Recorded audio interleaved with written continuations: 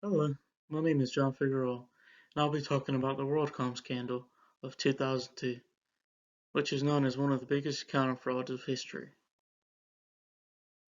WorldCom was a telecommunications company that was established in 1983. At its peak, it was valued at $175 billion and even considered one of the most profitable companies to invest in. WorldCom provided long-distance phone services and was one of the largest of its kind. They followed an aggressive acquisition strategy by buying competitors to gain a larger market share. WorldCom faced financial difficulties, so they used fraudulent accounting to hide losses. Cynthia Cooper, a vice president of the Internal Audit Department, was the main whistleblower. As a result, the company went bankrupt and laid off 17,000 employees. The CEO, Bernard Ebbers, was sentenced to 25 years in prison, and the CFO, Scott Sullivan, was sentenced to 5 years in prison. There were a few things that caused the fraudulent accounting to occur.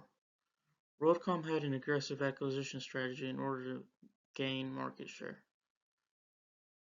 The decreased spending of companies on telecom services and equipment also decreased the business for WorldCom. To combat these issues, CEO Bernard Ebbers and CFO Scott Sullivan needed to do something to appear financially healthy to their investors. They decided to record expenses as capital, which inflated their net income by a total of $4.6 billion. They also requested accounting entries that had no reason or support. Cynthia Cooper, the vice president of the Internal Audit Department, noticed it and was the main whistleblower. There were a couple options that Cooper had, but she decided to dig deeper. Upon discovering the fraudulent accounting, Cooper confronted Scott Sullivan, the CFO, and he became aggressive and hostile and persisted that the entries were right. She also confronted the external auditors, who was Arthur Andersen. At the time, they were one of the biggest CPA firms. They also brushed it off. Many managers and accountants did not agree with Cooper and advised her to look the other way or delay her audit. In 2002, she presented her results to an audit committee of WorldCom's board, and a few days later, the board told Sullivan that he would be fired if he did not resign immediately. There are a couple different options Cooper had when she discovered the fraudulent accounting. The utilitarian approach would have chosen the greatest possible balance of good over bad. So in this case, Cooper should have ignored the fraudulent entries. This way, no one will lose their jobs, their money, or go to jail. The next option she would have would be the canteen approach. That would mean that every other business has the opportunity to commit fraudulent accounting, so what's wrong with doing it?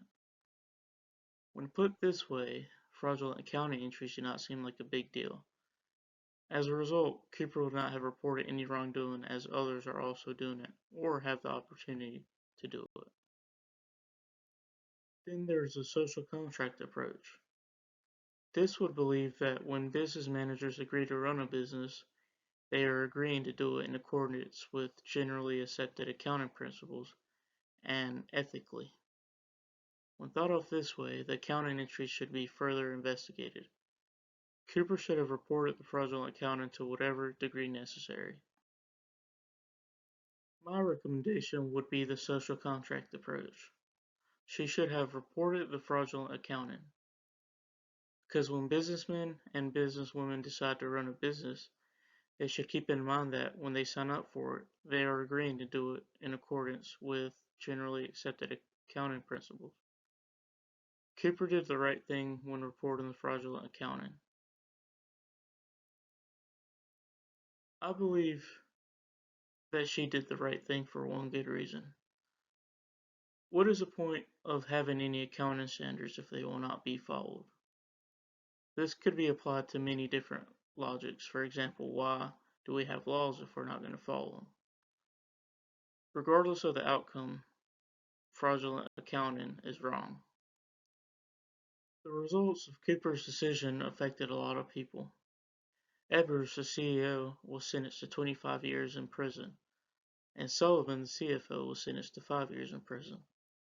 17,000 people lost their jobs and many lost their investments in the company. The company went bankrupt and was bought out 2 years after the scandal. Cooper stayed with the company for 2 years after the scandal before deciding to pursue other career goals. As a result of being a whistleblower, Cynthia Cooper was named Time Person of the Year in 2002.